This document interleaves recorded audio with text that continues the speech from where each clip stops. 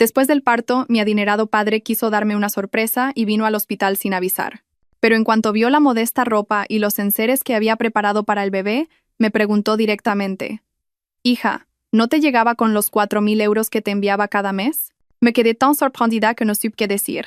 Pensé que mi padre estaba bromeando. Le respondí: «Padre, yo me las he arreglado con mis ahorros y mi trabajo como autónoma». Mi respuesta lo dejó en shock. Su rostro se enrojeció, y justo en ese momento, mi marido y mi suegra entraron en la habitación. Jamás habría imaginado lo que estaba a punto de suceder. El olor a desinfectante y el aire viciado fueron las primeras sensaciones que recibieron a Lucía al despertar. Abrió los ojos lentamente. La habitación le resultaba extraña, pero al mismo tiempo le transmitía una sensación de alivio. El dolor en todo su cuerpo, especialmente en el bajo vientre, seguía siendo agudo. Sin embargo, ese sufrimiento fue reemplazado por una inmensa paz cuando giró la cabeza hacia un lado. Dentro de una sencilla cuna de plástico transparente yacía una pequeña criatura, todavía sonrosada y arrugada. Su hijo. Las lágrimas de emoción volvieron a brotar. Acarició su pequeña mejilla con la yema del dedo índice. Sentía que todo el dolor de las horas de parto había sido recompensado con creces.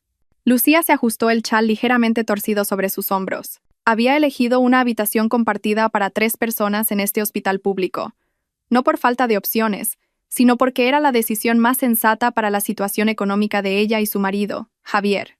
La habitación tenía 4 camas, aunque en ese momento solo estaban ocupadas la suya y otra en un rincón.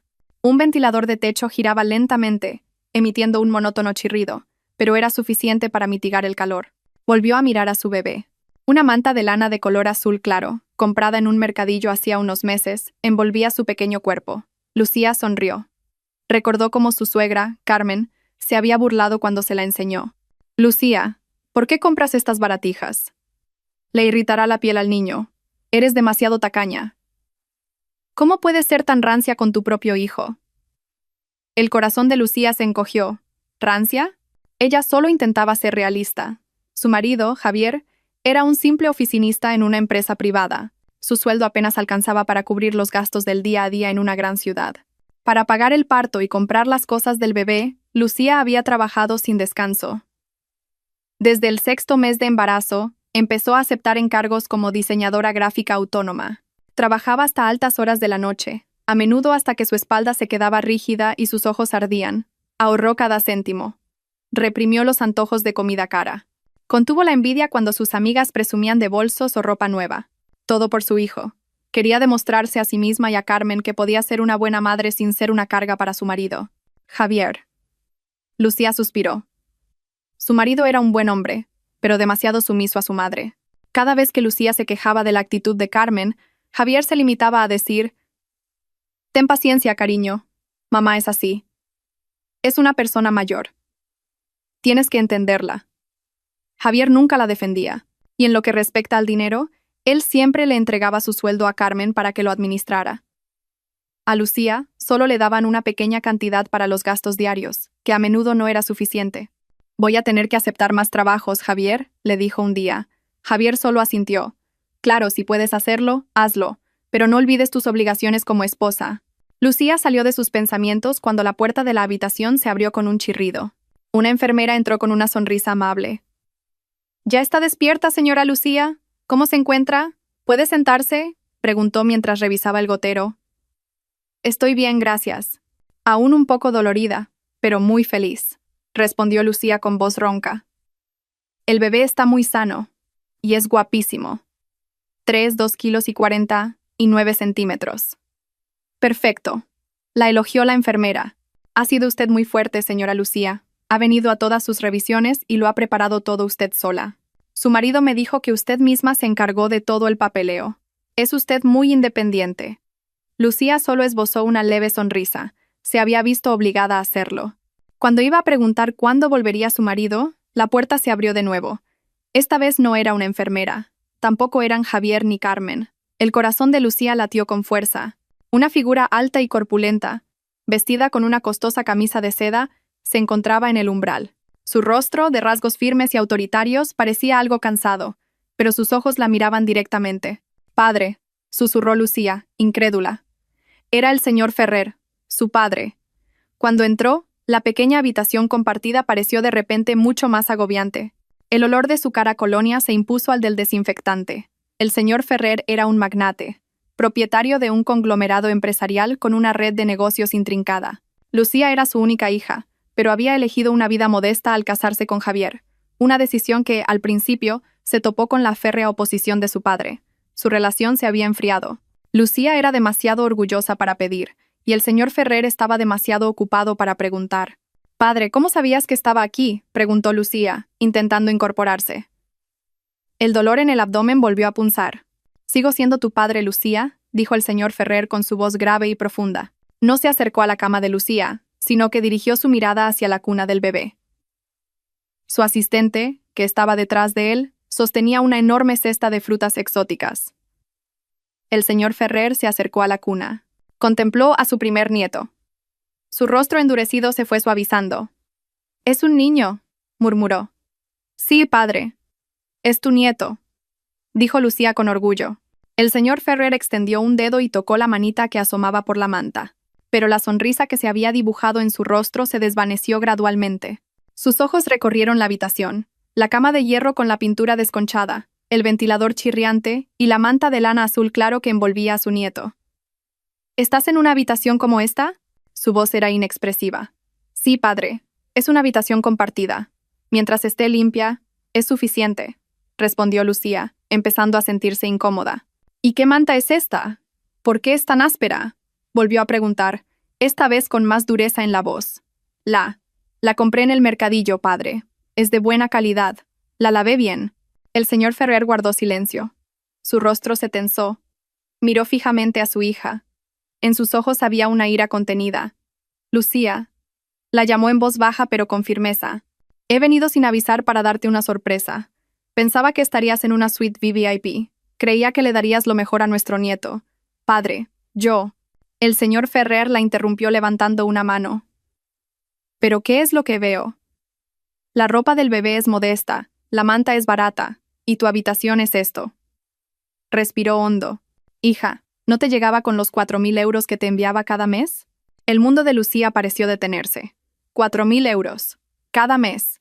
Soltó una pequeña risa, una risa nerviosa y forzada. «Padre, ¿de qué estás hablando? Estás bromeando. ¿4.000 euros? ¿Bromeando?». La voz del señor Ferrer subió una octava. «Nunca bromeo con el dinero, y mucho menos cuando se trata de mi única hija». El corazón de Lucía se aceleró. Buscó algún indicio de mentira en la mirada de su padre, pero solo encontró una furia sincera. «Padre, nunca me has enviado ese dinero. He cubierto todos los gastos y mis necesidades con mis ahorros y el dinero que ganaba como autónoma». Se hizo el silencio. Parecía que hasta el ventilador del techo había dejado de chirriar. El señor Ferrer la miraba con los ojos muy abiertos. Su rostro, antes pálido por el cansancio, ahora estaba rojo de ira.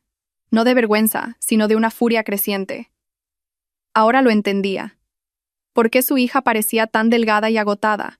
¿Por qué su nieto estaba envuelto en una manta barata? «Trabajo de autónoma», gruñó el señor Ferrer. «Tus ahorros». Justo en ese momento, la puerta de la habitación se abrió de nuevo. La risa estridente de Carmen se escuchó antes incluso de que entrara. «Ja, ja, ja. Ay, Javier, ¿qué cosas tienes? Luego me compras otro bolso de diseño, ¿eh? Con que combine el color me vale». Javier y Carmen entraron en la habitación. Sus risas se cortaron en seco. Sus manos estaban cargadas con bolsas de boutiques de lujo. Los ojos de Carmen, que hasta hace un segundo brillaban, ahora estaban petrificados por la visión del señor Ferrer, que se erguía como un dios de la ira junto a la cama de Lucía. El silencio que se produjo fue ensordecedor. La alegre risa de Carmen, que se había oído desde el pasillo, aún resonaba en sus oídos, en marcado contraste con la gélida atmósfera de la habitación. Carmen se quedó rígida en el umbral, sus manos aferrando con fuerza varias bolsas de papel con los logotipos de marcas famosas. A su lado, Javier, el marido de Lucía, parecía un ciervo deslumbrado por los faros de un coche. Su rostro estaba pálido como el papel, y las bolsas que sostenía casi se le caen de las manos. Lucía los miró, y luego miró las bolsas. De una de las que sostenía Carmen asomaba un bolso de cuero rojo que, a todas luces, costaba varios miles de euros. Y entonces, miró la modesta manta de su bebé. Algo en su cabeza empezó a palpitar dolorosamente. El señor Ferrer no se movió. Se limitó a clavar en ellos una mirada tan penetrante que parecía capaz de desollarlos vivos. Su ira era tan densa, que se sentía como un calor sofocante, que llenaba la pequeña habitación. Carmen fue la primera en romper el silencio. Su instinto de tomar el control de la situación se activó de inmediato. Dejó rápidamente las bolsas en el suelo, fuera de la habitación, y esbozó una sonrisa tan forzada que parecía una mueca. «Hombre, señor Ferrer, qué sorpresa». «¿Ya está aquí? Podría haber avisado». «Ay, por fin ha venido a conocer a su nieto». Saludó con la voz más melosa que pudo, como si no pasara nada. Javier también balbuceó. «Sí, padre. Disculpe, acabamos de llegar. Salimos un momento a comer algo». Rápidamente escondió las bolsas que llevaba a la espalda. Un gesto tan inútil como ridículo. El señor Ferrer no respondió a sus saludos. Su mirada no se apartó de los rostros de Javier y Carmen. «¿A comer, eh?», gruñó. «Por lo que veo, han comido en una boutique de lujo». Carmen se sintió acorralada al instante, pero intentó disimularlo. «Ah, eso. No, es que pasamos un momento a hacer un recado para una amiga. Íbamos de camino a la cafetería del hospital». «Señor, ¿qué ocurre?» «Padre, ¿qué está pasando?», susurró Lucía. Seguía confundida. No entendía nada. Se sentía mareada. «¿Qué es todo esto, padre?». El señor Ferrer ignoró a Lucía. Dio un paso al frente. Su imponente figura hizo que Javier y Carmen retrocedieran instintivamente. «Se lo preguntaré una vez más», dijo el señor Ferrer con una voz baja y peligrosa. «Javier, señora Carmen, ¿dónde están los 4.000 euros mensuales que les daba para mi hija?». Esta vez, Lucía no se rió. En su lugar, la confusión en sus ojos se transformó gradualmente en horror. Miró a su marido, buscando una respuesta. Javier tragó saliva. Una gota de sudor del tamaño de un garbanzo comenzó a resbalar por su sien. Miró a su madre, pidiendo ayuda. Carmen se adelantó rápidamente. Su falsa amabilidad se había transformado en una fingida expresión de tristeza. Incluso se llevó una mano al pecho, como si estuviera sorprendida. «¿Qué dinero, señor Ferrer? ¿4.000 euros?» «Dios mío, qué barbaridad de dinero», exclamó. «No tenemos ni idea de lo que habla. Al contrario, señor. Nosotros somos los que lo hemos pasado mal». «¿Mal?», repitió el señor Ferrer. «Sí, señor», exclamó Carmen. Ahora su tono se había vuelto acusador. «Es que esta Lucía es una derrochadora. Usted no conoce la verdadera cara de su hija. Desde que se casó con mi Javier, no sabe el dineral que gasta. El dinero que le da Javier nunca es suficiente. Siempre está pidiendo cosas. Dice que son antojos del embarazo, pero qué casualidad que todos sus antojos son carísimos». Lucía sintió que le faltaba el aire. «Suegra, ¿cuándo le he pedido yo algo caro?», protestó. Su voz era débil, pero temblaba de indignación. «No he pedido nada». «Va, no te hagas la inocente, Lucía», replicó Carmen con acritud. «Pediste esa ropa premamá de diseño tan rara. Pediste comida de restaurantes caros.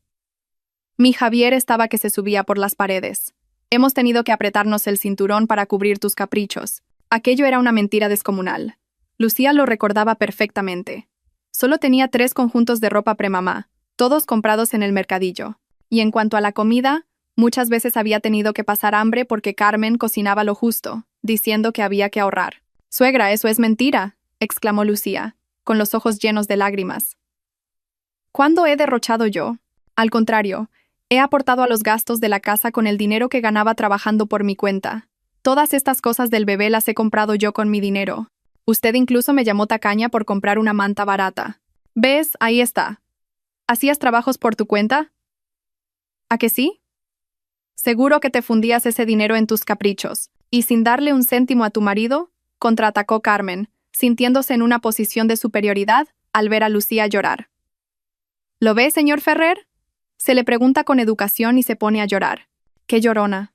Javier, mira a tu mujer».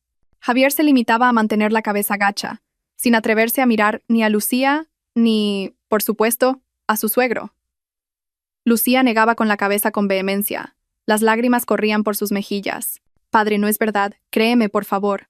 El señor Ferrer miró a su hija, llorando en la cama. Y luego miró a Carmen, de pie, arrogante, con el rostro lleno de mentiras.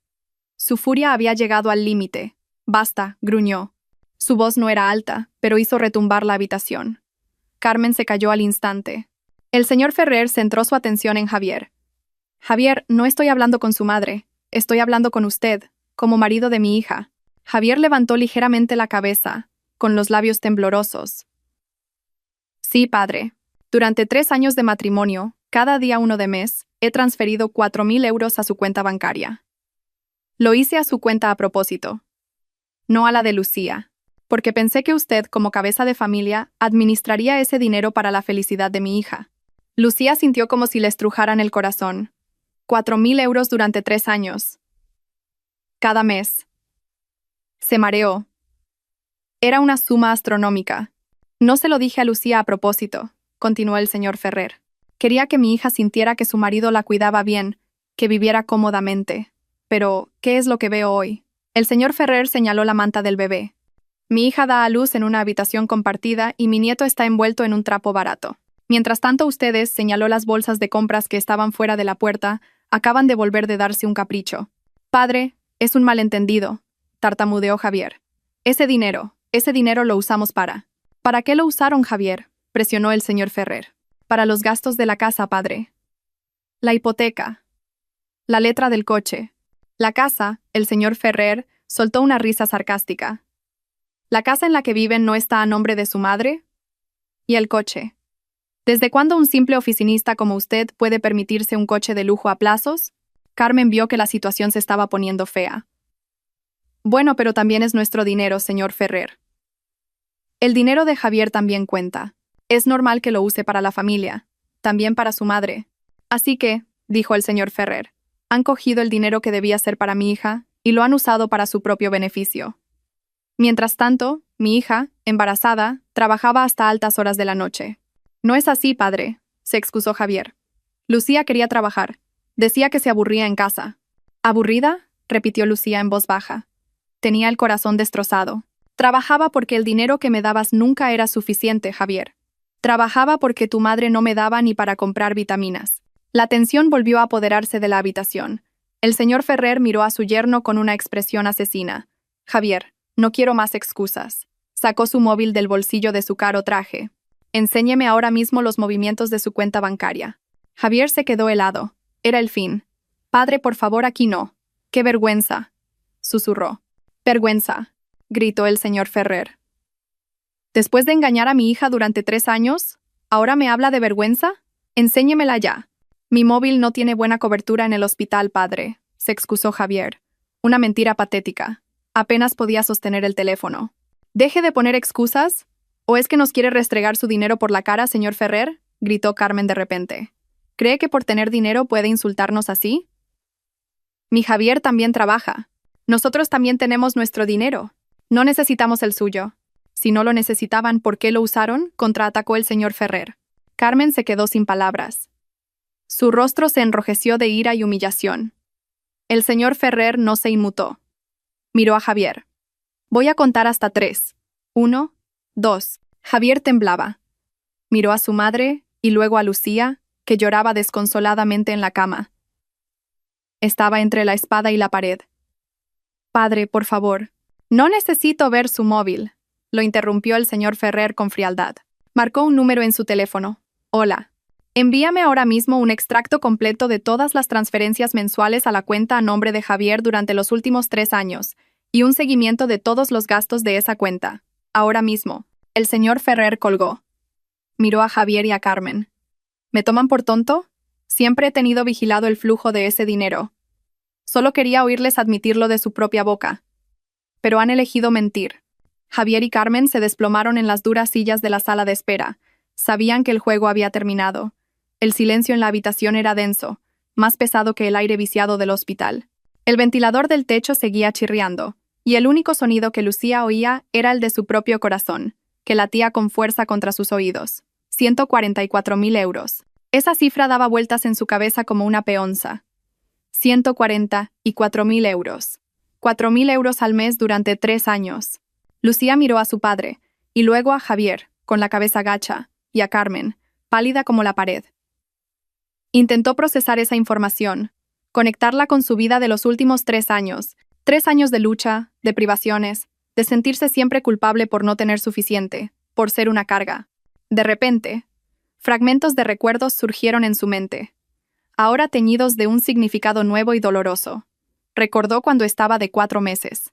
No era un antojo de lujo. Solo deseaba desesperadamente unos mangos de la Axarquía, un poco más caros pero perfectamente maduros, del supermercado.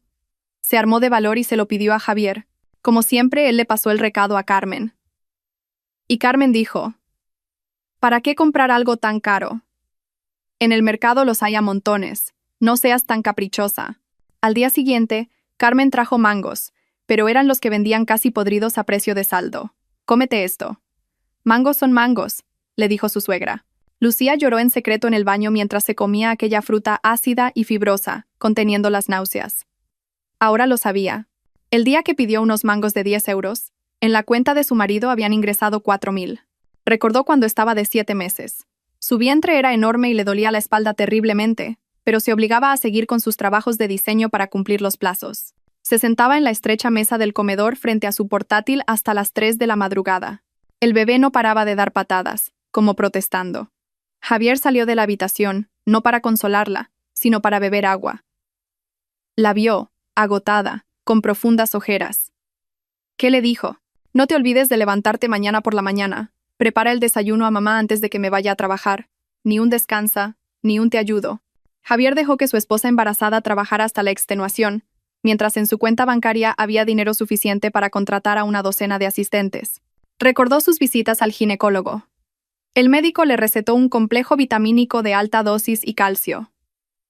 El feto estaba sano, pero la madre sufría de desnutrición. «Señora Lucía, ¿tiene que tomar esto?» «Para tener fuerzas para el parto», le dijo el médico. Lucía vio el precio total, 60 euros.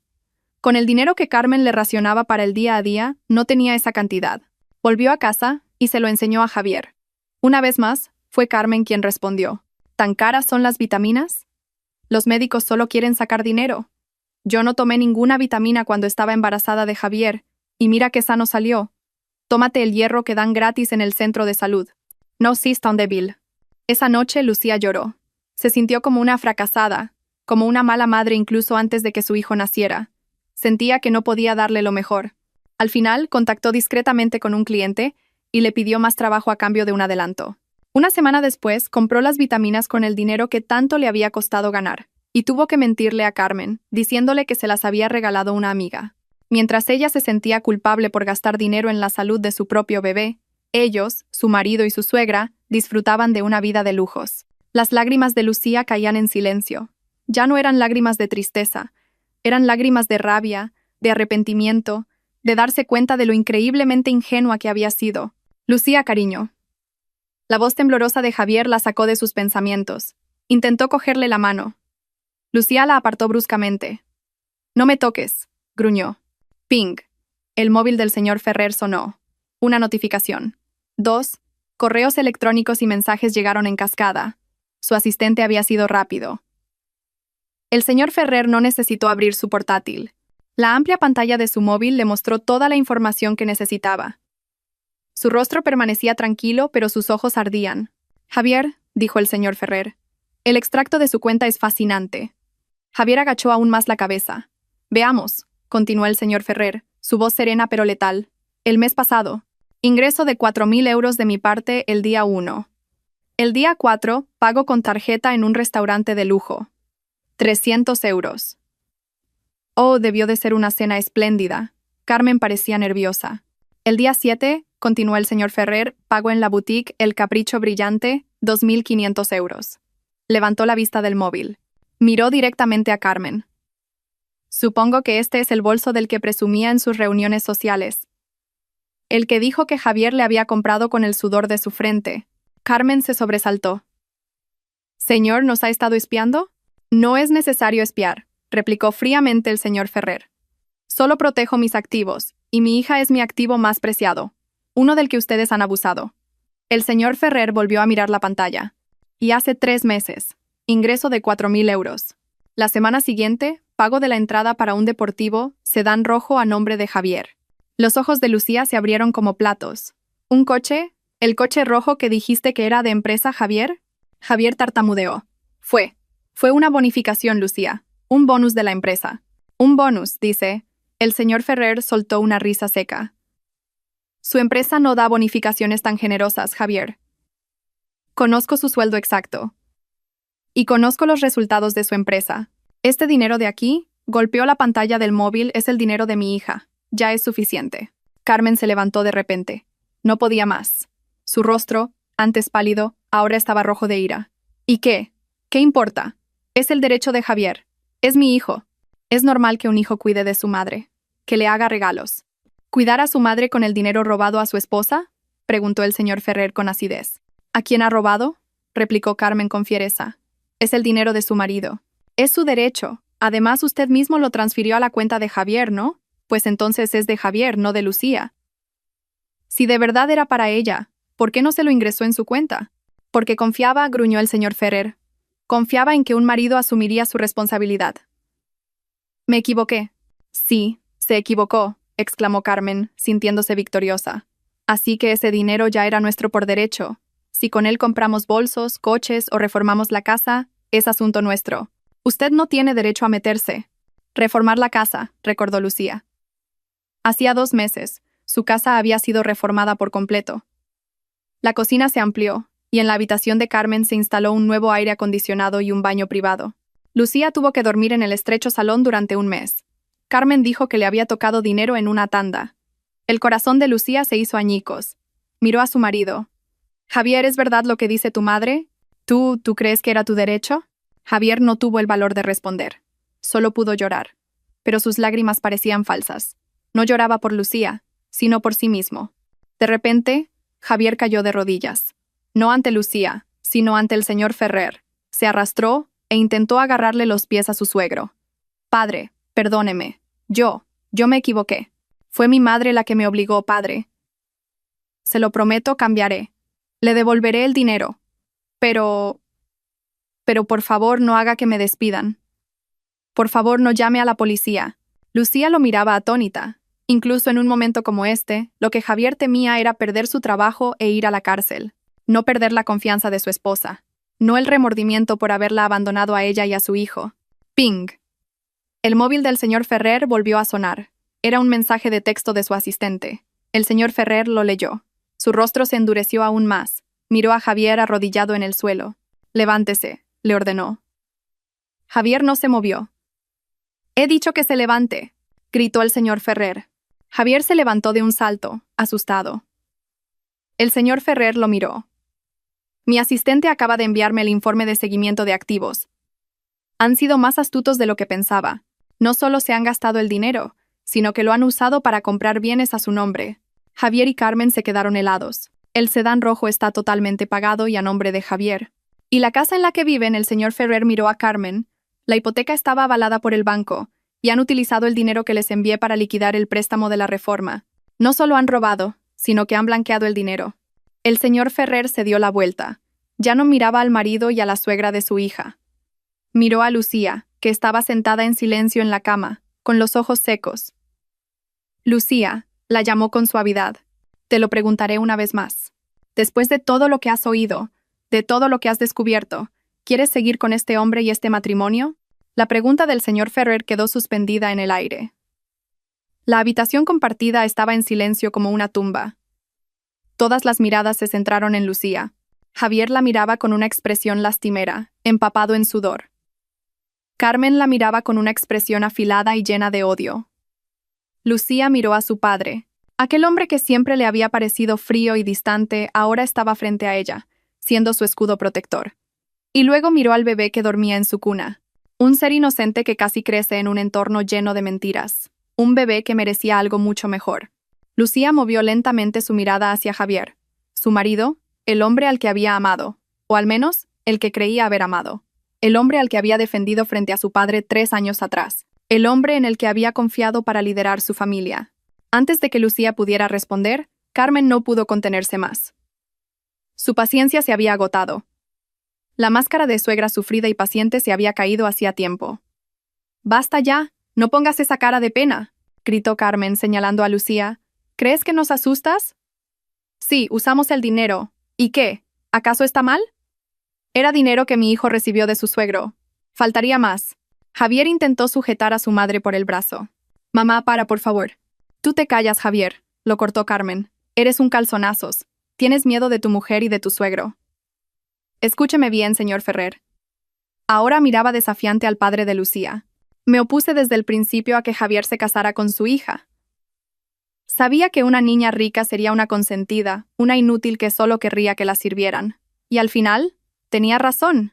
El señor Ferrer enarcó una ceja, dejando que la mujer continuara.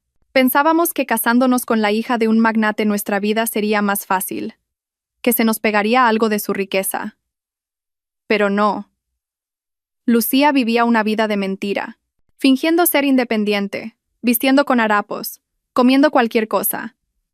Me daba vergüenza con los vecinos, con mis amigas. Mi nuera, casada con el hijo de un empresario, y parecía una pordiosera. La gente pensaría que no la tratábamos bien, cuando la realidad es que ella era una tacaña. Suegra, gruñó Lucía. ¿Qué? Eres una rancia. Ahorrabas hasta la extenuación. Mi nieto va a nacer y le compras esta manta barata. ¿Cómo iba a poder mirar a la gente a la cara? Carmen estaba cada vez más exaltada. Así que, cuando usted le envió ese dinero a Javier, se lo dije a mi hijo, esta es tu recompensa, hijo. El pago por aguantar a esta mujer. Y claro que lo usamos. Disfrutamos, compramos cosas buenas, para que la gente dejara de mirarnos por encima del hombro, para poder presumir en mis reuniones de que mi hijo era un hombre de éxito, aunque su mujer pareciera una indigente. Cada palabra que salía de la boca de Carmen era una daga que se clavaba en el corazón de Lucía. Ingenua, pordiosera, tacaña, consentida, indigente. Y tú, Lucía, Carmen volvió a señalarla. Eres una estúpida. Con el buen marido que tienes, un hombre obediente, ¿por qué te empeñabas en trabajar tanto? ¿Para qué? ¿Qué ibas a hacer con tanto dinero? ¿4.000 euros al mes? Una mujer como tú se lo habría gastado todo en cosméticos y ropa. Mejor que lo tuviera yo. Compré oro, invertí en bolsos de lujo. Eso es una inversión. Su valor no deja de subir. Mucho mejor que dejar que el dinero se desperdiciara en tus manos. El monólogo lleno de odio finalmente terminó. Carmen jadeaba, con el pecho subiendo y bajando. Parecía satisfecha de haber vomitado toda su bilis. Un breve silencio. Las lágrimas de Lucía se habían secado. Su rostro estaba pálido, pero sus ojos ya no mostraban tristeza. Solo un vacío que lentamente se convertía en una llama fría y ardiente. Ignoró a Carmen. Ni siquiera la miró. Centró toda su atención en Javier, su marido, que temblaba de pie entre ella y su madre. Javier lo llamó Lucía. Su voz era increíblemente tranquila, casi inexpresiva. Javier se sobresaltó. No esperaba que Lucía lo llamara con tanta calma. Sí, cariño. Solo te voy a preguntar una cosa, dijo Lucía. No te preguntaré por el coche, ni por la casa. Solo una cosa. Javier tragó saliva. ¿Qué, Lucía? Cuando estaba de 7 meses, la voz de Lucía era baja pero clara, y el médico dijo que tenía desnutrición, y te pedí que me compraras un batido para embarazadas que costaba 20 euros. Tu madre dijo que no había dinero. Javier empezó a temblar. Te pregunto, Javier. Ese día, tú sabías que tu madre mentía, ¿verdad? Javier miró al suelo. No se atrevía a mirar a su esposa a los ojos. Recordaba ese día. Después de que Lucía se fuera a la habitación, su madre se rió. Qué batido ni qué nada. Con leche condensada vaquechuta, dijo ella. Y él, Javier, simplemente guardó silencio. Respóndeme, Javier, insistió Lucía. Javier asintió, muy lentamente, casi imperceptiblemente. ¿Sí? Susurró. Una cosa más, dijo Lucía. Cuando trabajaba hasta las 3 de la mañana frente al portátil, con la espalda rota, y el bebé dando patadas sin parar. Tú me viste, ¿verdad? Javier intentó excusarse. Tú me viste, lo interrumpió Lucía, repitiendo la pregunta. ¿Y sabías que en tu cuenta había cientos de miles de euros que mi padre me había enviado para mí? No es una pregunta. Es una afirmación. Javier ya no podía esquivarlo. Sabía que Lucía no quería una respuesta, solo una confirmación. Agachó la cabeza profundamente. Esta vez, su asentimiento fue más claro. El mundo de Lucía se derrumbó. Pero de entre los escombros, ella se mantuvo firme. Tenía todas las respuestas que necesitaba. 3 años de paciencia, 3 años de sacrificio, 3 años de amor, todo había sido en vano. Respiró hondo. El dolor de los puntos de la operación no era nada comparado con el dolor de su corazón. Lucía levantó la cabeza. Ya no miraba a Javier. Miró directamente a los ojos de su padre. Padre, su voz era ahora firme y fuerte. Ya tengo mi respuesta. El señor Ferrer la miró, esperando. Sácame a mí y a mi hijo de aquí ahora mismo. Carmen se quedó atónita. ¿Qué? ¿Que te vas? Voy a divorciarme, continuó Lucía. ¿Qué? Gritó Javier, mostrando por fin una emoción que no era miedo. Lucía, no, por favor. Es un malentendido. Puedo explicarlo. Todo es culpa de mi madre.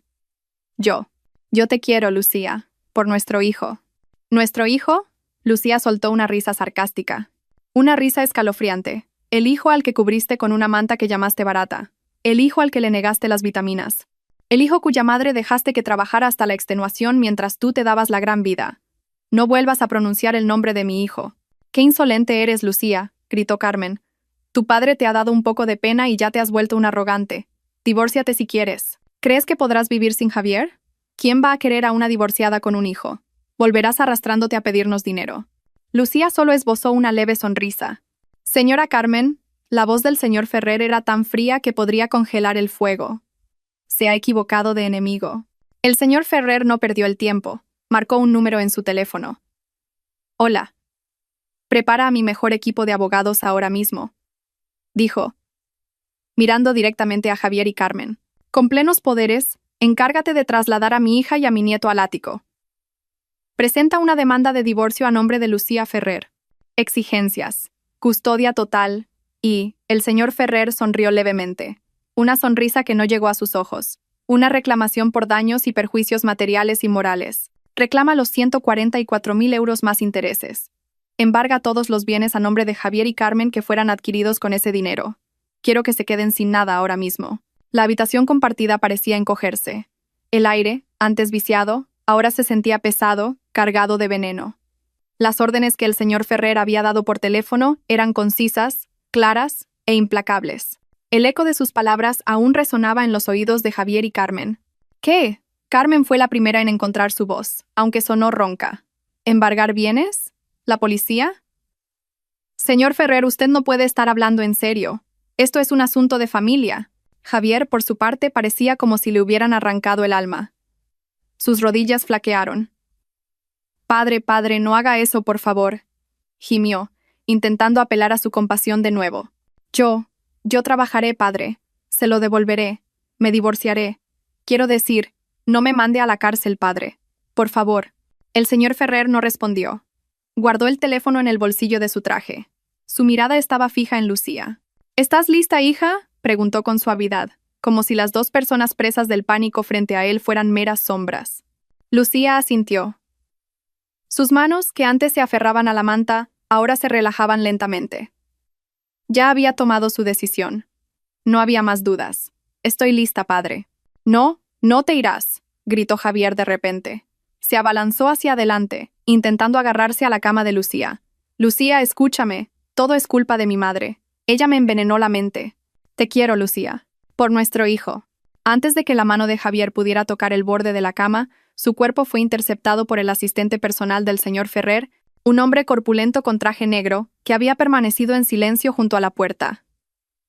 El hombre se movió con rapidez y eficacia, deteniendo a Javier con una mano en el pecho, su rostro inexpresivo. Disculpe, señor.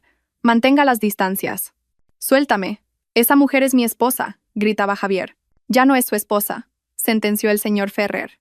Luego, pulsó el botón de llamada a la enfermera junto a la cama de Lucía. No permitiré que mi hija permanezca ni un segundo más en este infierno que habéis creado. La puerta se abrió. No solo entró una enfermera, sino también 2 guardias de seguridad del hospital y la supervisora, que al parecer ya habían sido alertados por el asistente del señor Ferrer. ¿Qué ocurre, señor Ferrer? ¿Por qué tanto alboroto en la habitación?, preguntó la supervisora con rostro preocupado.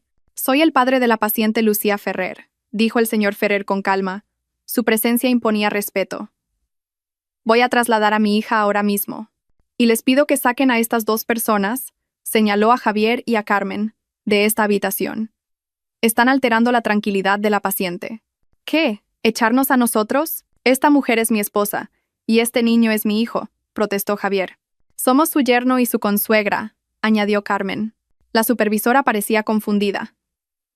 Disculpe, señor Ferrer, pero por procedimiento. ¿Quién se encargó de los trámites de admisión de mi hija?, la interrumpió el señor Ferrer. La propia señora Lucía, señor. A título personal, respondió una enfermera tras consultar los registros. Perfecto, dijo el señor Ferrer. Ahora me hago cargo yo. Trasladen a mi hija y a mi nieto a la mejor suite VIP de este hospital. Todos los gastos corren de mi cuenta. Y prohíban a estas dos personas, señaló de nuevo a Javier y a Carmen, acercarse a menos de 100 metros de mi hija. VVIP, los ojos de Carmen se abrieron como platos.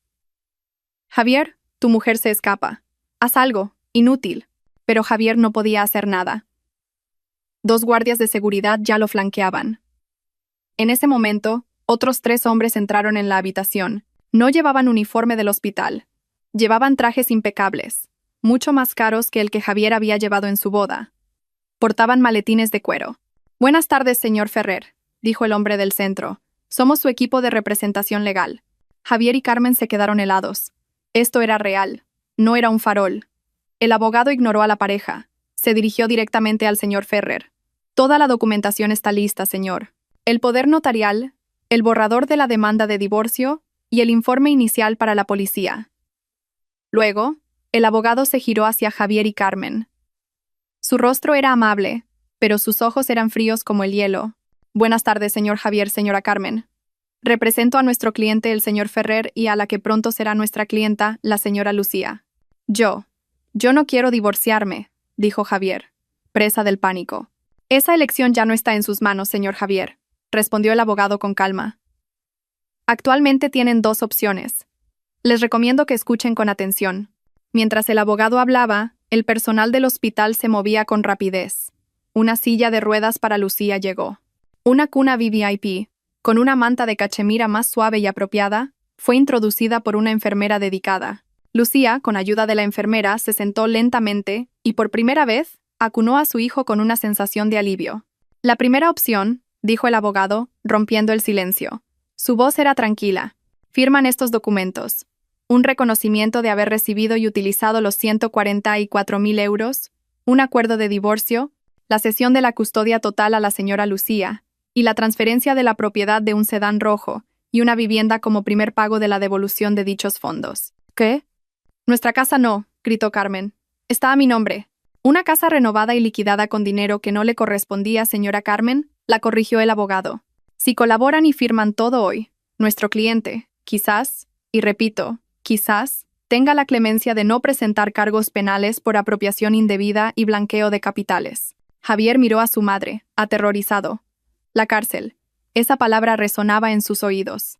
¿Y la segunda opción? Susurró Javier, su voz apenas audible. La segunda opción. La sonrisa del abogado se desvaneció. Es que se nieguen.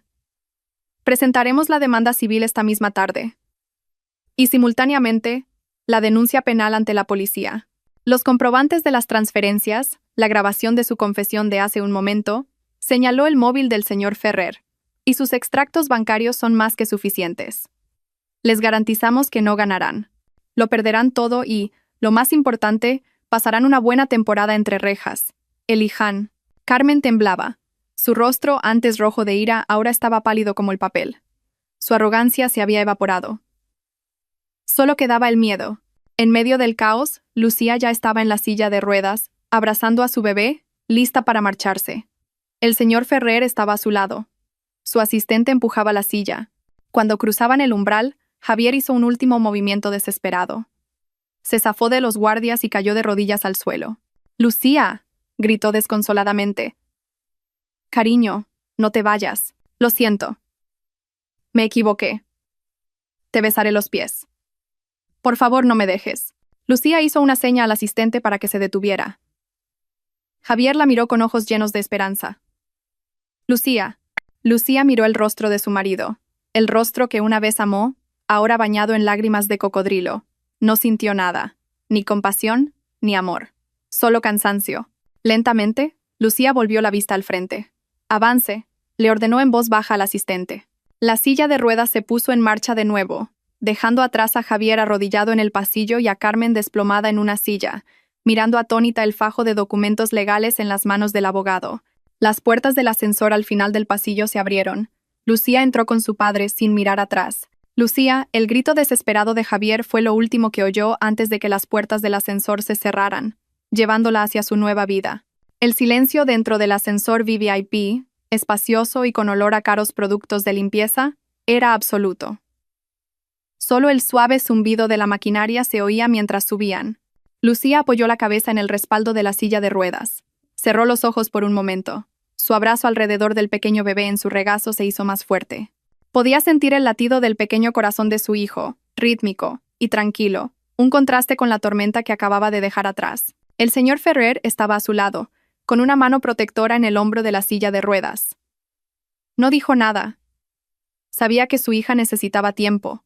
Las puertas del ascensor se abrieron, no a un pasillo normal, sino directamente a un lujoso vestíbulo privado en la última planta. Aquella suite VVIP se parecía más a la de un hotel de 5 estrellas. Alfombras gruesas, paredes con paneles de madera e iluminación cálida. Otra enfermera jefe ya estaba esperando. Bienvenida, señora Lucía. Señor Ferrer, la habitación está lista. Fueron conducidos a la habitación.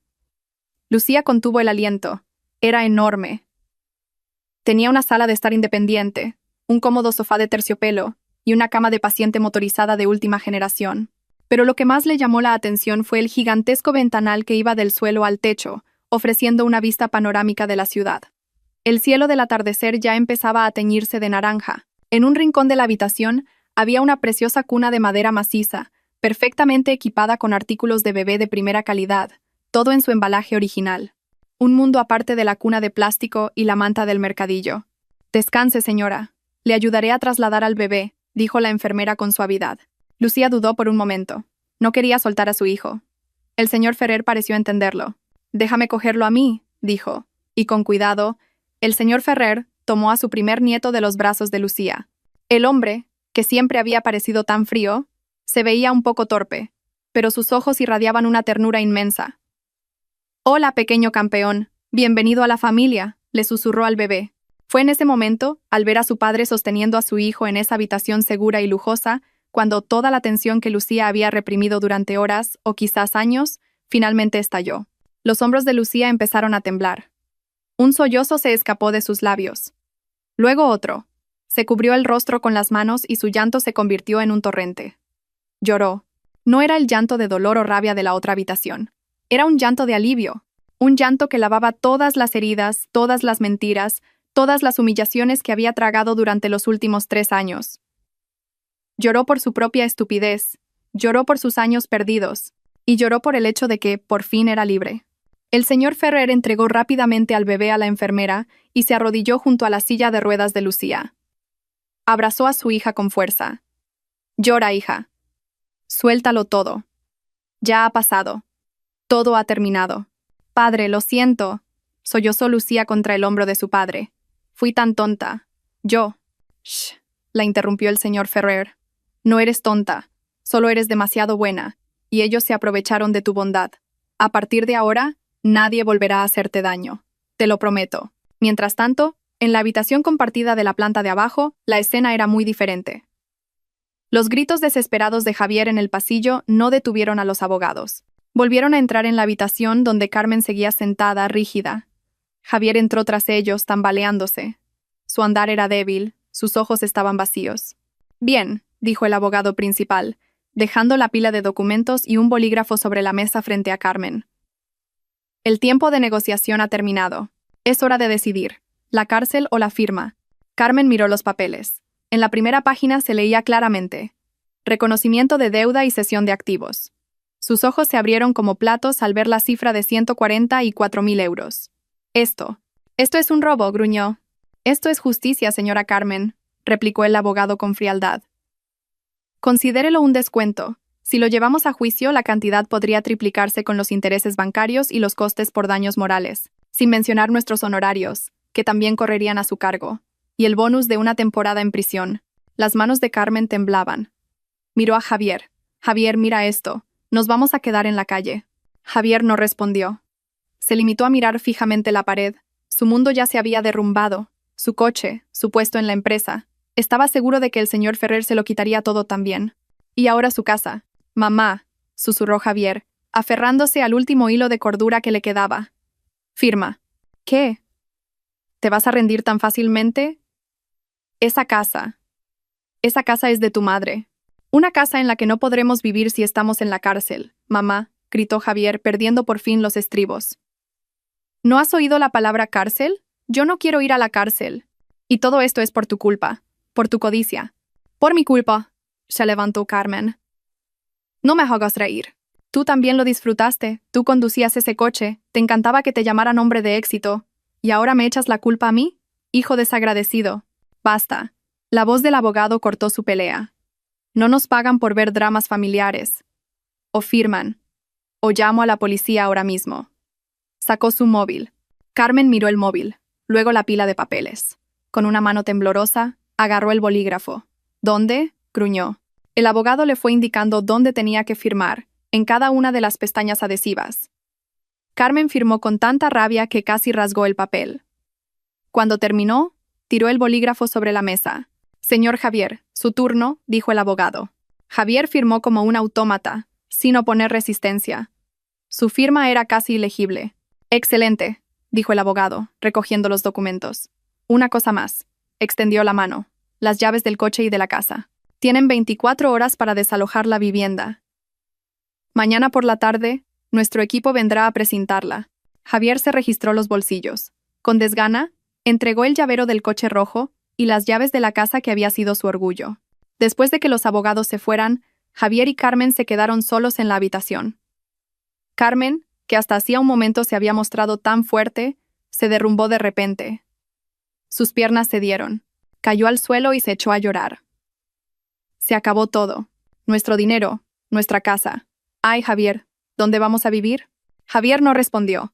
Se sentó en una silla, mirando atónito las bolsas de las marcas de lujo que acababan de traer. Ahora yacían en el suelo, irónicas y patéticas. En el ático del hospital, Lucía acababa de terminar de dar el pecho a su hijo por primera vez en paz. Su viejo móvil, con la pantalla ligeramente agrietada, descansaba en la mesilla de noche. De repente vibró. El nombre de Javier apareció en la pantalla. Una llamada. La vibración cesó, y luego aparecieron notificaciones de mensajes de texto. 1, 2, 10. Cariño, cógelo, por favor. Me equivoqué. Mamá se ha desmayado. Lucía, por favor. No me queda nada. Eres demasiado cruel. Podemos empezar de nuevo, cariño. Te lo prometo. La amiga de Lucía, Ana, que acababa de llegar tras recibir la llamada del señor Ferrer, vio la sarta de mensajes. «Dios mío, Lucía. Este hombre no tiene vergüenza», gruñó Ana. Miró a su amiga. «¿Vas a responderle?» Lucía miró la pantalla del móvil. El rostro lastimero de Javier apareció fugazmente en su mente, pero pronto fue reemplazado por la imagen del rostro burlón de Carmen, de ella misma trabajando hasta las 3 de la mañana, de esa manta barata. Con mano firme, Lucía cogió el móvil. Ana pensó que iba a responder. Pero Lucía mantuvo pulsado el botón de encendido y seleccionó la opción Apagar. La pantalla se volvió negra. «Ya no hay un nosotros», se susurró Lucía a sí misma. Miró a Ana y por primera vez en mucho tiempo sonrió de verdad. «Ahora solo somos mi hijo y yo». La tranquilidad de la suite Vivip era un lujo que Lucía casi había olvidado. Durante los 2 días siguientes, se recuperó no solo física, sino también mentalmente, rodeada de enfermeras pacientes, instalaciones cómodas, y lo más importante, seguridad. El señor Ferrer nunca se alejaba demasiado. Trasladó temporalmente su oficina al salón de la suite, gestionando sus negocios multimillonarios mientras echaba un vistazo a su primer nieto. Su amiga Ana se convirtió en su escudo emocional, visitándola a diario, trayéndole su comida favorita, a pesar de que la del hospital ya era excelente, y, sobre todo, haciéndola reír. «Y bien», dijo Ana al tercer día mientras pelaba una manzana. «¿Cómo se va a llamar este guaperas? No me digas que, como se apellida Ferrer, vas a llamarle señor presidente desde pequeño». Lucía rió, una risa genuina que no había soltado en mucho tiempo. Miró a su hijo, que dormía plácidamente en su cómoda cuna. «Se llama Mateo», susurró. «Mateo. No, Mateo Ferrer». «Mateo», repitió Ana. «Un nuevo comienzo. Le pega a Lucía. Este es de verdad el amanecer de tu nueva vida. Y Mateo», continuó Lucía, «porque es la prueba más evidente de la gracia de Dios en mi vida. Él me salvó». Mientras Lucía encontraba de nuevo la luz, en otra parte de la ciudad, nubes oscuras se cernían sobre la casa que había sido su falso escenario durante 3 años. Javier y Carmen estaban viviendo las 24 horas más largas de sus vidas. Después de que los abogados se fueran, la casa se sentía vacía. La ira explosiva de Carmen se había convertido en un llanto histérico y aterrador. «Mi casa, la herencia de tu padre, nos la han quitado. Javier, nos la han quitado», gritaba, golpeándose el pecho. Ya estaba hipotecada, mamá. La liquidamos con el dinero de Lucía, respondió Javier con voz ronca. Ya le daba igual. Solo quería que todo terminara. Su cabeza estaba bloqueada. Lo habían despedido. Un único mensaje de texto del señor Ferrer al Departamento de Recursos Humanos de su empresa, y, en cuestión de minutos, su contrato fue rescindido sin indemnización, con una nota en su expediente por falta grave de ética.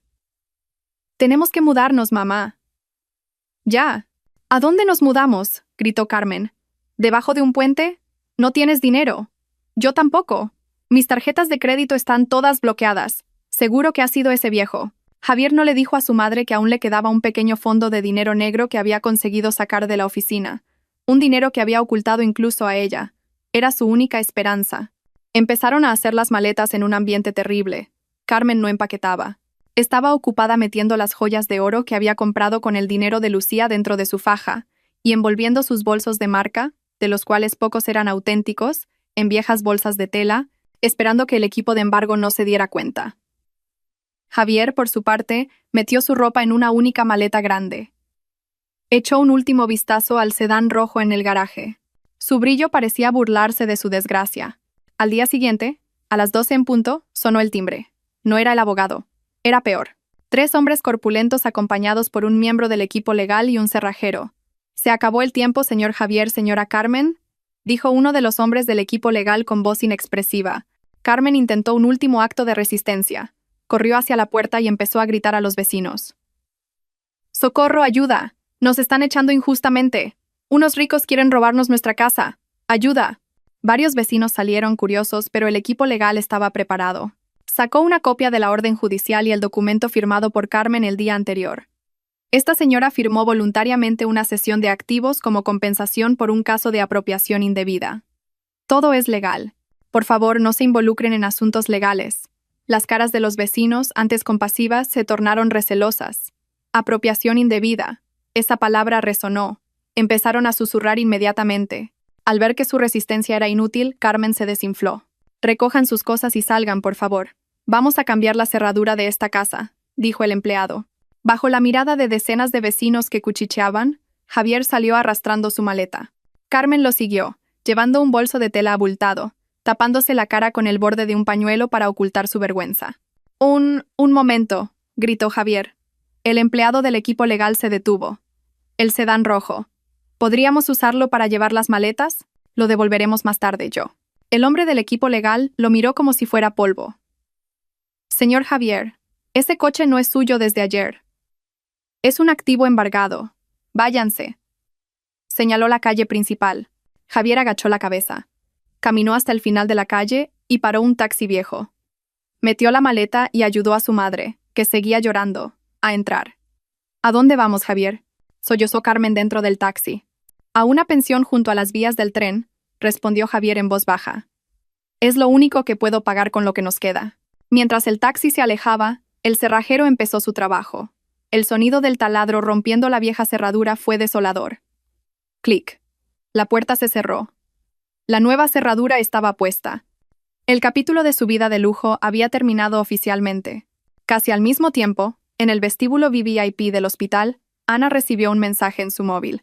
Se lo enseñó a Lucía, que estaba elegantemente vestida con un sencillo pero elegante vestido que su padre le había regalado. El mensaje era corto. Activo 1, vivienda.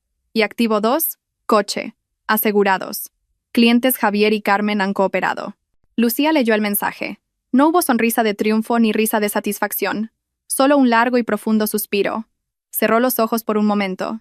Una última lágrima rodó por su mejilla. Una lágrima que limpiaba los últimos vestigios del pasado. «Se acabó, Lucía», susurró Ana, cogiéndole la mano. Lucía asintió. «Sí, se acabó». El señor Ferrer salió de la administración guardando su tarjeta de crédito de platino en el bolsillo. «Todo arreglado. Vámonos, hija. A casa». Una enfermera trajo a Mateo, envuelto en una suave manta de cachemira. Lucía se levantó de la silla de ruedas. Todavía le dolía un poco, pero se negó a que la empujaran. Caminó por sí misma. Cogió a Mateo con firmeza. Salió del hospital, cruzando las relucientes puertas del vestíbulo. Fuera, un lujoso sedán negro con chofer privado la esperaba. Subió al coche, dejando atrás el olor a desinfectante y un pasado doloroso. No volvió a mirar atrás. El viaje a casa se sintió surrealista para Lucía.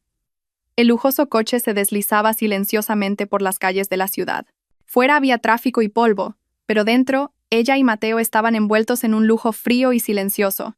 Iba sentada en el asiento trasero con Ana, mientras el señor Ferrer, en el asiento del copiloto, estaba ocupado con llamadas de negocios. Era la primera vez que veía el mundo exterior después de una semana atrapada en el drama, pero no sentía que volviera a casa. No sabía a qué hogar debía regresar. La casa de Javier ya no era la suya. ¿Y a dónde la llevaría su padre? El coche no se dirigió a la lujosa urbanización de su padre que conocía desde niña. En cambio, giró hacia el distrito financiero y se detuvo en el vestíbulo de un imponente rascacielos. «Padre, ¿dónde vamos?», preguntó Lucía, inquieta. «A casa», respondió brevemente el señor Ferrer, con una leve sonrisa. Subieron en un ascensor privado directamente a la última planta, el piso 50. Las puertas del ascensor se abrieron, y lo que les recibió no fue el vestíbulo de una oficina, sino el impresionante salón de un ático. Las paredes eran casi todas de cristal, ofreciendo una vista de 360 grados de la ciudad. El suelo era de mármol importado. Los muebles eran minimalistas, pero parecían increíblemente caros. «Dios mío, padre, ¿dónde estamos?». Lucía estaba atónita. «En tu casa, en vuestra casa», dijo el señor Ferrer. Cogió a Mateo de los brazos de Lucía. «Mi asistente lo ha estado preparando desde ayer». «Bienvenida a casa, hija». Una mujer de mediana edad con uniforme los recibió. «Buenas tardes, señora Lucía. Soy la señora Beltrán. Soy la niñera de Mateo. Y esta es la señora Juana, su enfermera personal para el posparto». Lucía estaba aún más confundida. «¿Niñera? ¿Enfermera personal?». El señor Ferrer la llevó a recorrer la casa. Había 3 dormitorios. El principal era más grande que todo el piso de alquiler en el que había vivido. Había una habitación de invitados y otra que había sido convertida en la habitación de bebé más lujosa que jamás había visto. La cuna era de madera maciza. Había un armario lleno de juguetes educativos importados y ropa de bebé de marca. Y un sistema de aire acondicionado con control de temperatura. Ana silbó en voz baja. «Lucía, esto es una locura. Es un palacio». Esa noche, después de que Ana se fuera y Mateo durmiera en su lujosa cuna, Lucía no pudo dormir. Se quedó de pie frente al enorme ventanal, contemplando las luces parpadeantes de la ciudad. Debería estar feliz. Estaba libre, era rica, estaba a salvo, pero su corazón estaba inquieto. Se sentía pequeña. Sentía que acababa de mudarse de una prisión a otra. Antes, la estrecha prisión de Javier y Carmen. Ahora, la jaula de oro de su padre. No había hecho nada para merecer esto. Solo era la hija de su padre. A la mañana siguiente, después de un desayuno preparado por el chef personal de su padre, Lucía fue al despacho de su padre en el ático. «Padre», lo llamó en voz baja. El señor Ferrer levantó la vista de una pila de papeles. «Sí, hija. ¿Necesitas algo? ¿No te gusta la comida?». «No, padre». Lucía respiró hondo. «Gracias. Gracias por todo, por Mateo, por este lugar. No sé qué decir». «No tienes que decir nada», dijo el señor Ferrer con suavidad. «Todo esto es tu derecho, uno que te llega con retraso». «Pero yo no puedo vivir así, padre», dijo Lucía, y el ceño del señor Ferrer se frunció. «¿Cómo que no puedes vivir así?». «¿Así? Siendo servida, compadecida, siendo de nuevo una carga para ti.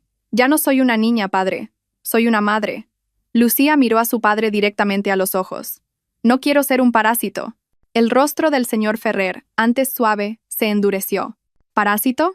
¿Qué quieres decir?». «Antes era un parásito en la casa de Javier y Carmen aunque trabajaba, y ahora siento que soy un parásito aquí. No quiero vivir de tu compasión», dijo Lucía con firmeza. «Quiero valerme por mí misma». El señor Ferrer guardó silencio. Miró a su hija. Buscó vacilación en sus ojos, pero lo que encontró fue la misma chispa que tenía él, la chispa de una luchadora. Lentamente, una sonrisa se dibujó en los labios del señor Ferrer, una sonrisa de genuino orgullo. «¿Y cuál es tu plan?». El corazón de Lucía se aceleró. Este era el momento. «Quiero empezar mi propio negocio». «¿Qué negocio?». «Soy diseñadora gráfica, pero también soy madre», empezó a explicar Lucía. «Padre, mira todos estos artículos de bebé que me has comprado. Son lujosos, son buenos, pero deben de costar una fortuna. No todas las madres pueden permitírselo. Quiero crear mi propia marca de artículos de bebé, de calidad premium, con un diseño bonito, pero a un precio razonable. Hizo una pausa y continuó. Y ropa. Ropa modesta para madres. Sé lo que se siente al pasar todo el día con ropa vieja. Sé lo difícil que es encontrar ropa de lactancia que sea cómoda, elegante y que no sea reveladora. Quiero crear una línea de moda modesta y moderna para madres como yo. Ropa que las haga sentir guapas y respetadas, incluso cuando están ocupadas cuidando de sus hijos. El señor Ferrer escuchaba con atención. Su rostro no mostraba ninguna expresión. Tengo los diseños, dijo Lucía con nerviosismo. Sacó la tablet que su padre le había regalado y abrió la carpeta de su portafolio de diseño. Puedo hacerlo. Sé que puedo. Solo necesito el capital. Cuando Lucía terminó, el señor Ferrer se recostó en su silla. De acuerdo, es un buen plan. El mercado de la moda modesta y los artículos de bebé nunca muere. ¿Estás de acuerdo, padre?, preguntó Lucía, esperanzada.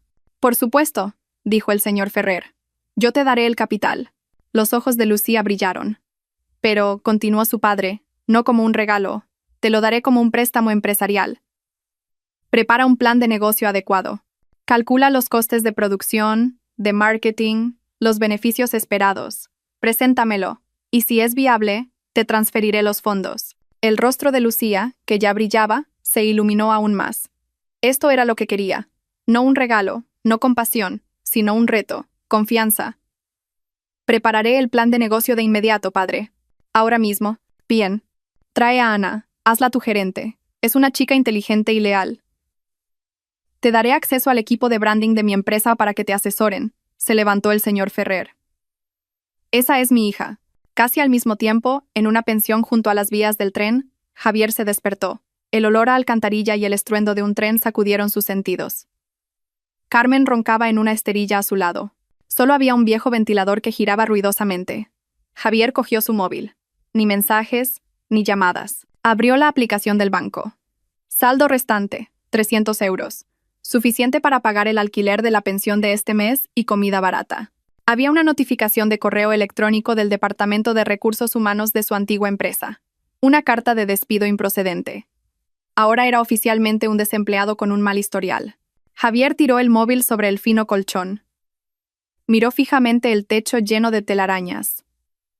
Ya no tenía nada. De vuelta en el ático, Lucía estaba en una videollamada con Ana. «Ana, ¿quieres ser la directora general de nuestra empresa?», gritó Lucía, emocionada. «¿Qué? ¿Directora general? ¿De qué empresa? Acabas de dar a luz, Lucía», rió Ana desde el otro lado. «De nuestra empresa. Lo digo en serio, mi padre nos dará el capital. Vamos a crear nuestra marca. Lucía Aparel». Ana guardó silencio, y luego sonrió de oreja a oreja. «Lista para el puesto, directora». Lucía rió. Colgó y miró a Mateo, que dormía en su lujosa cuna. «Vamos a empezar, hijo», susurró. Ya no era la débil Lucía. Era Lucía Ferrer, madre y futura empresaria. Pasaron 6 meses. Para Lucía fueron 6 meses de niebla, llenos de pañales, reuniones, planes de negocio, noches en vela por Mateo y noches en vela diseñando. Para Javier y Carmen fueron 6 meses de un lento descenso a los infiernos. La pensión que Javier había alquilado con el dinero negro que le quedaba era un cubículo de 3x4 metros junto a las vías del tren. No había aire acondicionado. Una pequeña ventana, al abrirse, dejaba entrar el hedor de una alcantarilla atascada. Las paredes, de fino contrachapado, dejaban oír cada conversación, cada pelea, cada suspiro de la habitación contigua. Cada 30 minutos, día y noche, pasaba un tren, haciendo temblar todo el edificio. La que una vez fue la reina de las reuniones sociales, Carmen, ahora era una sombra de sí misma. Sus joyas de oro, escondidas en su faja, se fueron vendiendo una a una para poder comer. Acostumbrada a ser servida, ahora tenía que usar un baño compartido al final del pasillo y hacer la colada a mano. Ese día, se sentó frente a la puerta de su habitación, junto a la maloliente alcantarilla, y comenzó a frotar la ropa sudada de Javier en un cubo con detergente barato. Sus manos, antes suaves, ahora estaban ásperas y doloridas. El agua jabonosa le picaba, el hedor le revolvía el estómago. Una vecina, la señora del puesto de ensaladas, se detuvo. «¿Haciendo la colada, señora Carmen? Qué raro, usted siempre la llevaba a la lavandería». El rostro de Carmen se sonrojó. «¿Solo para hacer algo de ejercicio?», mintió. La vecina se rió. «¿Ejercicio? Pues menuda cara de amargada se le ha quedado. Oiga, la ropa de trabajo de su marido hay que frotarla con un cepillo, no así. Si no, no sale la porquería. le tiró un viejo cepillo de lavar. Carmen se sintió humillada hasta la médula. Las lágrimas cayeron en el agua sucia. Odiaba esto, odiaba el olor, odiaba a la vecina, odiaba a Javier y, sobre todo, odiaba a Lucía y a su padre. En un mercado mayorista, Javier cargaba sacos de patatas. El que una vez fue un oficinista de camisa limpia, ahora era un mozo de almacén con una camiseta vieja y rota. Su cuerpo, antes cuidado, ahora estaba delgado y quemado por el sol. Incluido en la lista negra de todas las empresas, el único trabajo que pudo encontrar fue este. Le pagaban a diario, 2 euros por cada saco que movía del camión al puesto. Trabajaba desde el amanecer. Le dolía la espalda, sus manos estaban llenas de ampollas. Javier, muévete más rápido. Parece mentira que con lo grande que eres tardes tanto en mover un saco, le gritó el capataz. Javier solo podía asentir y apurar el paso. Al final de la tarde recibió su paga. 75 euros en billetes arrugados que olían a pescado. Suficiente para comprar arroz y fideos instantáneos. Antaño, con 75 euros, apenas pagaba 3 horas de aparcamiento en el centro comercial.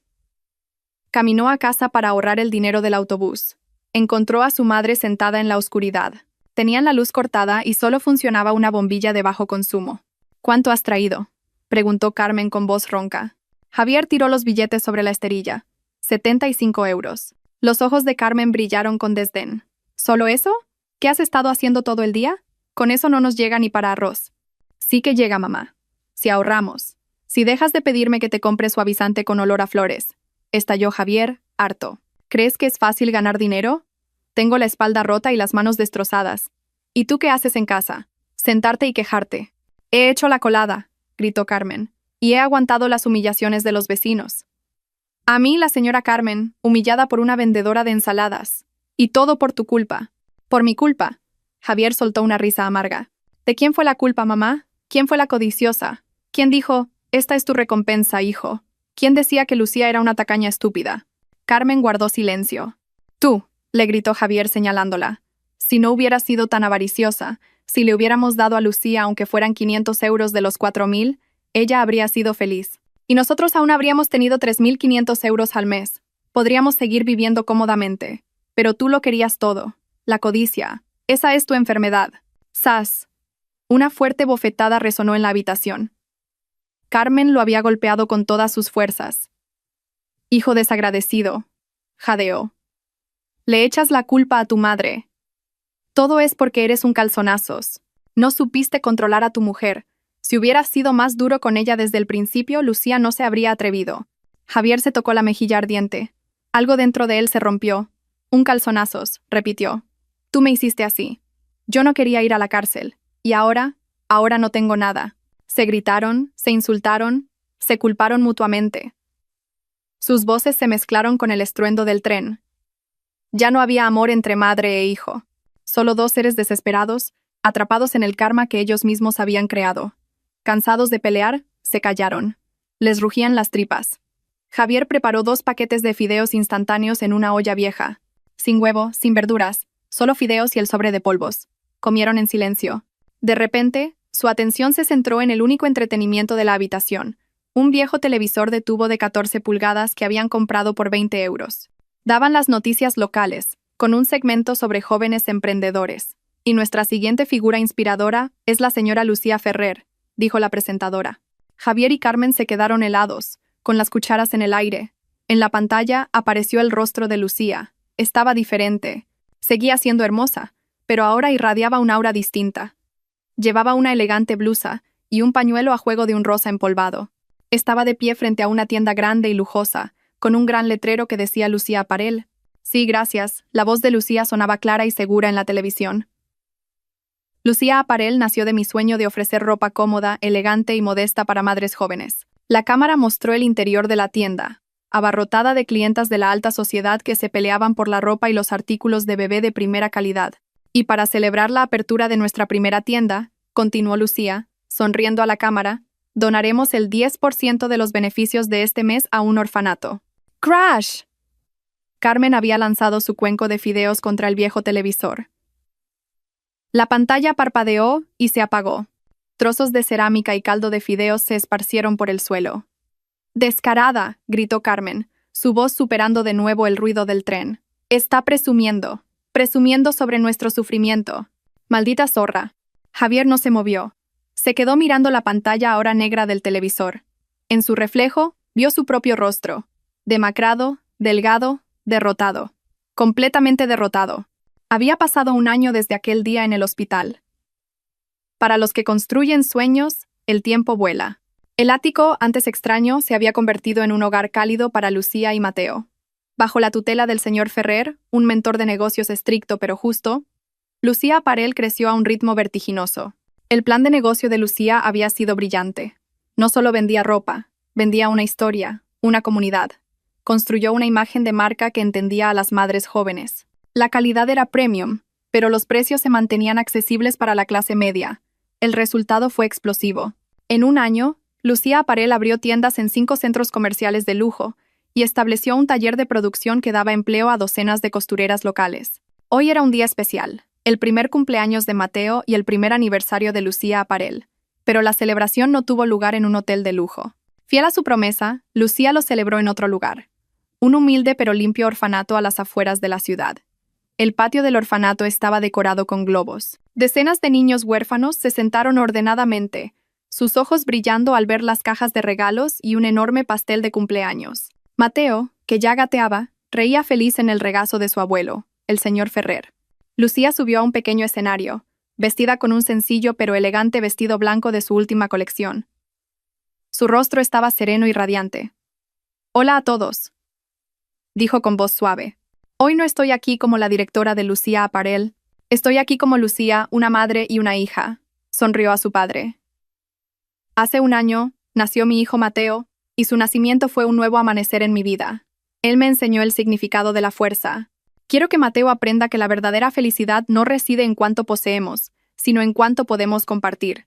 Por eso, en agradecimiento por su primer cumpleaños y por el primer año de Lucía Aparel, mi padre y yo hemos decidido financiar la renovación completa de este orfanato y establecer una fundación para garantizar los gastos de escolarización de todos estos niños hasta que terminen el bachillerato». Un estruendoso aplauso estalló. La directora del orfanato, una monja, lloraba de emoción. Los niños gritaban de alegría. El señor Ferrer, con Mateo en brazos, fue el que más fuerte aplaudió. Miró a su hija con los ojos empañados. No solo había tenido éxito, se había convertido en una gran persona. Cuando Lucía bajó del escenario y cogió a Mateo, el móvil que Ana sostenía vibró. Ana lo miró y se acercó a Lucía. «Lucía», susurró entre el bullicio. «Hay noticias». Lucía se giró. «¿Qué noticias, Ana?» Ana dudó un momento. «Noticias sobre el karma». Lucía frunció el ceño. Ana le enseñó la pantalla del móvil. Había 2 mensajes. El primero era del equipo legal de su padre. «Se ha producido un arresto en una pequeña empresa de mensajería. Javier N. ha sido detenido por malversación de 2.000 euros de fondos de la empresa.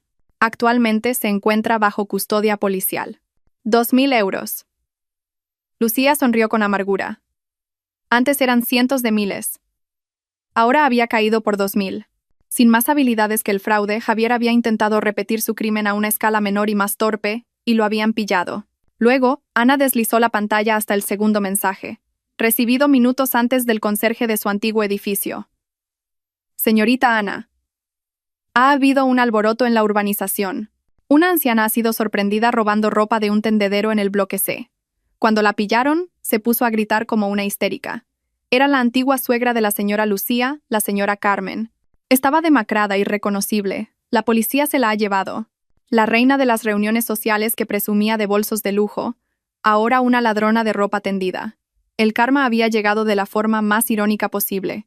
Con el arresto de Javier, Carmen había perdido su única fuente de ingresos, por miserable que fuera. El hambre había superado a su orgullo. Lucía miró la pantalla del móvil durante un largo rato. «¿Estás bien, Lucía?», preguntó Ana. Lucía respiró hondo.